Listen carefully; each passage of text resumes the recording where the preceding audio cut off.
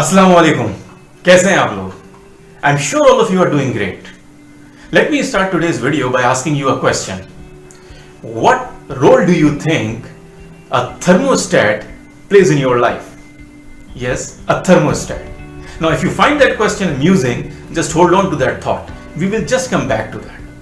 But today's video is extremely important because in today's session, I'll be talking to you about the science of cybernetics.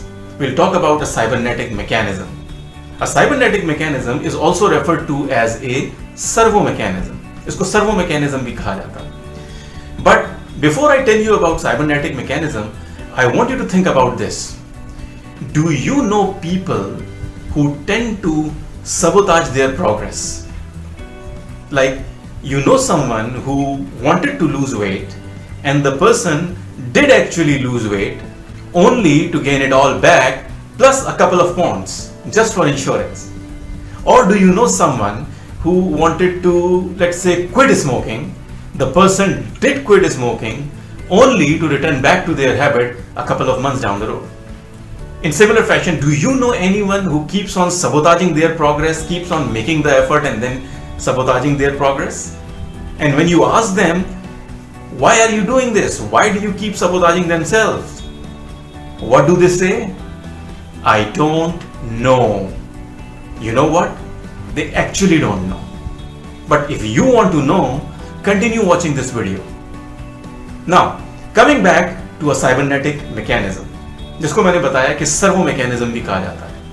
Simply put, a cybernetic mechanism is that mechanism which always returns to an initial set point or an objective. Whatever happens, एक cybernetic mechanism हमेशा अपने initial objective या set point पे वापस पहुंचता है. And that's how it is designed. That's how it operates. The simplest, the easiest and the most convenient example of a cybernetic mechanism is that of a thermostat. Now, currently these are summers in our country and a lot of people are using air conditioning. How does air conditioning work? Well, you set the temperature at a certain degree, let's say at 20 degrees. The thermostat measures the room's temperature and suppose that it is higher than 20 degrees, it's 30 degrees. So what the thermostat does? It measures the deviation from the initial set point, which was 20 degrees, and it sends an electrical signal to the compressor of the air conditioner. The compressor starts, cold air starts to flow into the room, and the temperature starts to slightly go down step by step till the time it reaches 20 degrees. The moment the temperature reaches 20 degrees, the thermostat senses that there is no deviation from the initial set point. The initial objective has been achieved and it cuts off the compressor. Similarly, on the other side, if the temperature is less than 20 degrees, the thermostat will never turn the compressor on till the time the temperature slowly and gradually rises and reaches 20 degrees or above. This, quite simply, ladies and gentlemen, is the functioning of a cybernetic mechanism. The mechanism cybernetic is also used in aeroplanes for automatic pilots, and it is also used in your water heater to maintain the temperature of water. The real question is, why am I discussing cybernetic mechanism with you? Why am I telling you about how a thermostat works? What a thermostat has to do with your and my life? Well, Dr. Maxwell Maltz was a plastic surgeon in the United States. He later turned to psychology and he wrote a book which became a very popular and a famous book called Cybernetics. In that book, Dr. Maltz concluded, after years of his study, after years of working with people doing all sort of plastic surgery and other forms of psychological therapy, he concluded that human brain is a cybernetic mechanism. Human brain is a servo mechanism, meaning the human brain will always act in order to achieve the initial set point or the objective. And as per Dr. Maxwell Maltz's study, he concluded that the initial set point, the initial objective which the human brain moves toward is the self-image. the image you and I have of ourselves in our mind becomes the cybernetic mechanism. Your brain and body will always do anything and everything to make sure that the actions and the behaviors and the results, they always are aligned with the self-image, because that is what the initial set point is.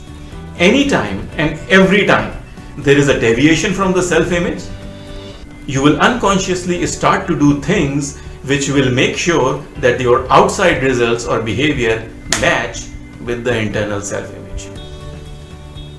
Ladies and gentlemen, this is the significance or the role the thermostat which you and I have in our mind plays in our life. And that thermostat, as I explained, is self-image.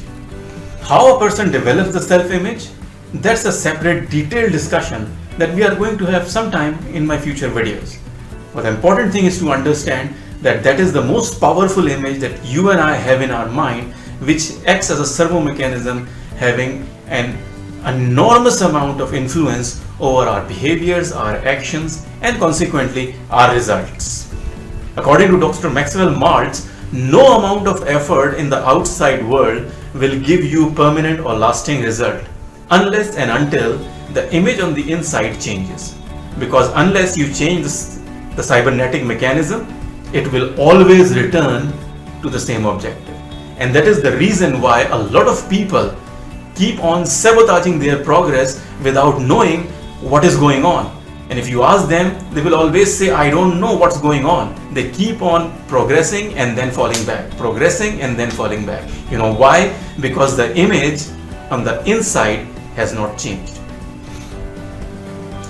And as per Dr. Maxwell Maltz, once you have changed the image on the inside, your brain and body will automatically do whatever it has to do to achieve that new objective, the positive one. So this is the cybernetic mechanism that I wanted to discuss with you. The psycho-cybernetic mechanism which governs your and my behaviors and a lot of things. I want you to think about this, reflect upon this. Think about the image that you have of yourself in your mind. Is it supportive? Is it conducive? Is it helping you to move towards whatever you want to move towards? Or is it blocking or hindering you? If it is blocking you or hindering you, that means you need to change it. Unless you change that image, you and I will continue to keep sabotaging ourselves. So think about it, reflect upon this, and let's make sure that the image you and I have in our mind is the right one. Because the cybernetic mechanism does not care whether the objective is right or wrong, good or bad.